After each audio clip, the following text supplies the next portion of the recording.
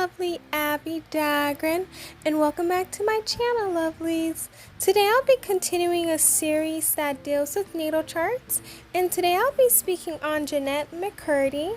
I'll be speaking on her placements and how they have led to a lot of the success she's endured, a lot of her experiences, and as well as how her personality and her characteristic traits are. So please stay tuned for the rest of my video, lovelies.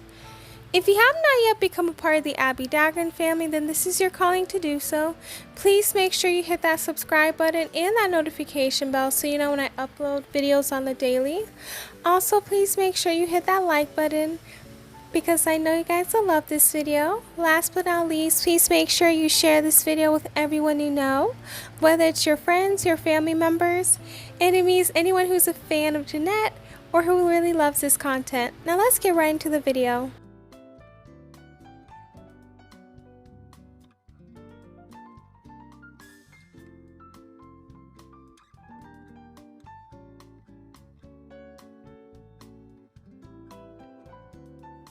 Jennette Mccurdy was born on June 25th, 1992, so this qualifies her to be a Cancer. So by being a Cancer, she tends to be a water sign and a cardinal sign. So since she's a water sign, she tends to be very intuitive, very emotional, very stable, very steadfast, and she makes a very great listener.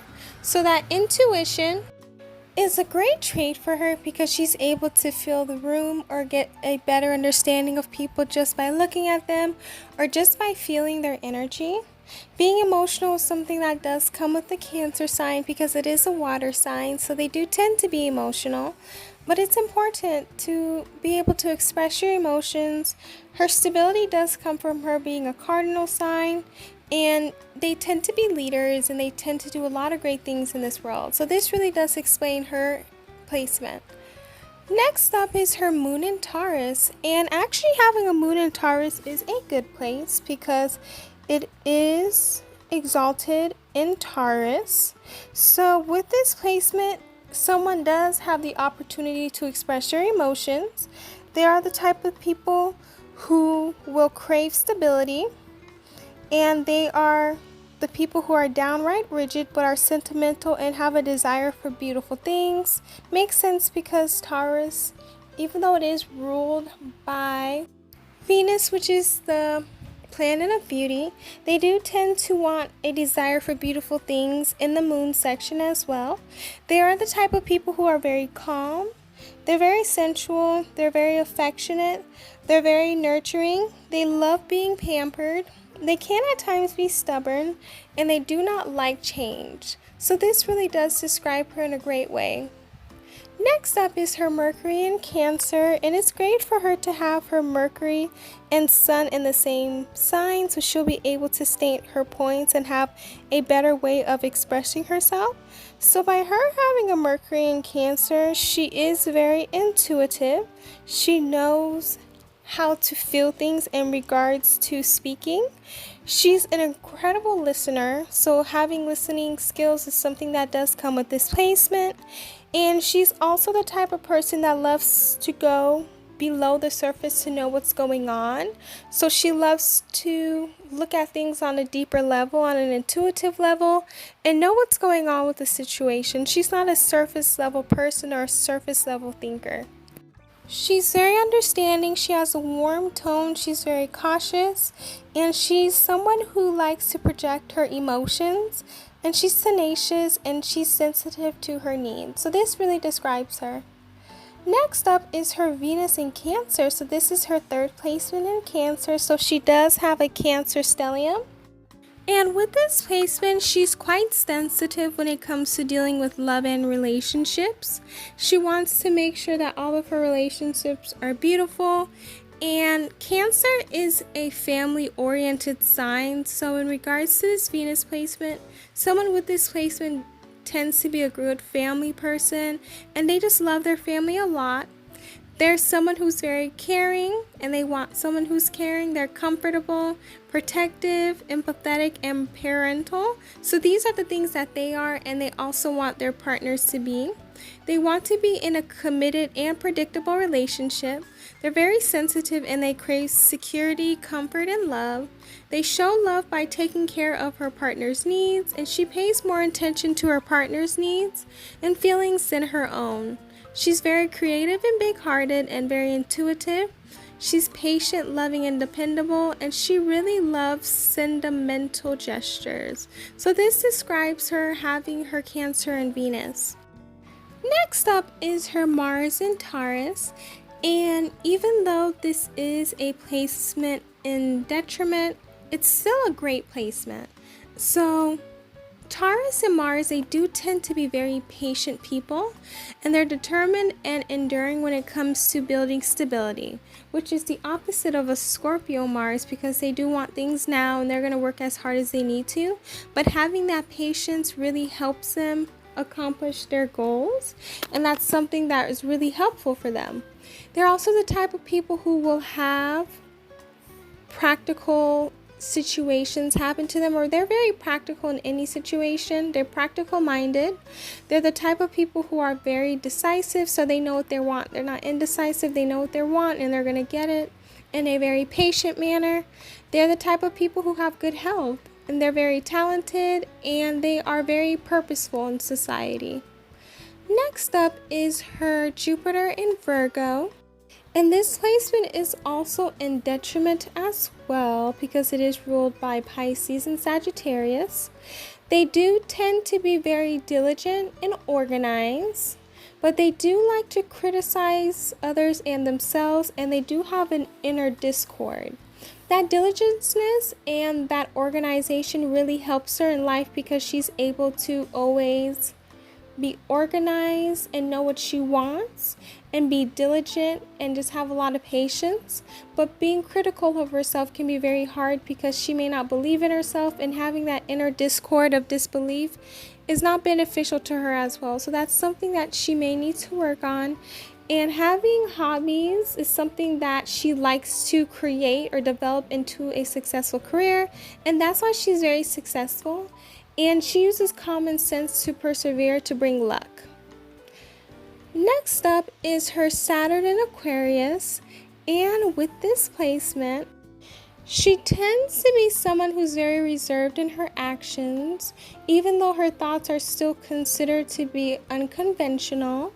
So with this placement, she tends to be someone who loves to do things on her own, or her actions are very reserved because maybe other people may judge her or feel as though her thoughts on something do not matter, even though they do, because anyone's thoughts and opinions, they do matter.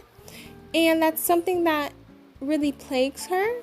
But even though her ideas is considered to be unconventional, later on in life, those same ideas will be used to help other people, or in other generations, people will be like, oh no, like Jennette, what she said was so true.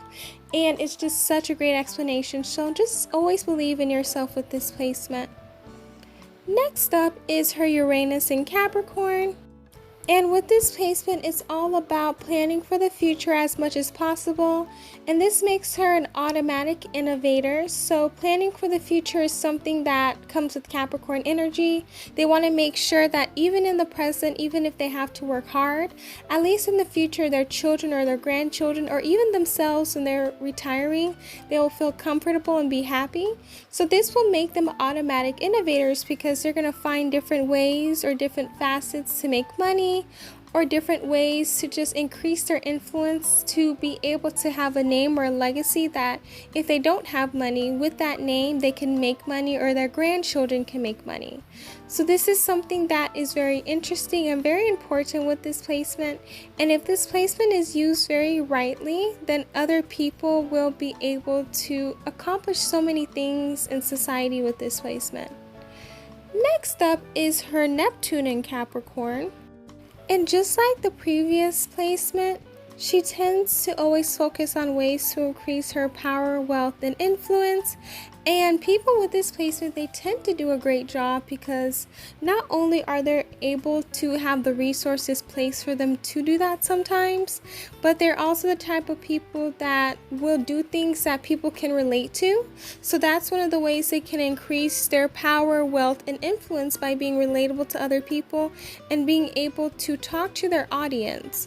She's someone who may be reserved, refined, and she's someone who loves to dream of wealth and power. She's someone who uses her imagination to put just about any idea into practical use and turn it into money. She's very serious and likes to think things over. She's also the type of person who dreams of things happening and they come into existence. Next up is her Pluto in Scorpio. And with this placement, she tends to be born between 1984 and 1995. So she's someone who is a millennial. So they're the types of people that are going to face what is considered scary or what other previous generations probably didn't want to look at. They'll be like, you know what, I'm going to look into it. They're going to look into deeper things and situations and discover what's really going on behind the scenes. So they're going to go deeper and dig deeper into what the issues of society are. They're the type of people that will make collective issues conscious. She is also a part of a generation that deals with revolutions and movements that are very beneficial to others. And they just want to make sure that generations after them don't have to suffer or go through the things that they went through or previous generations went through. So it's a great placement.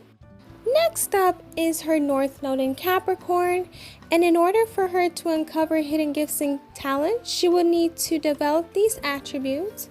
So first things first is self-control, approaching life from an adult position, self-respect, staying goal-oriented, sensible approach to problem solving, keeping commitments and promises, letting go of the past, self-care, accepting responsibility for her success, being self-sufficient and thanking others for their willingness to help, but choose to take care of herself, using her wisdom to create the life that she knows she can have, identify with the Father within, create goals for herself and execute them, commit to her vision, don't be afraid of hard work, be disciplined and responsible, and hold the fort together, and don't be needy and obsessed with the past. So these are very great attributes she'll need to develop in order for her to accomplish her mission.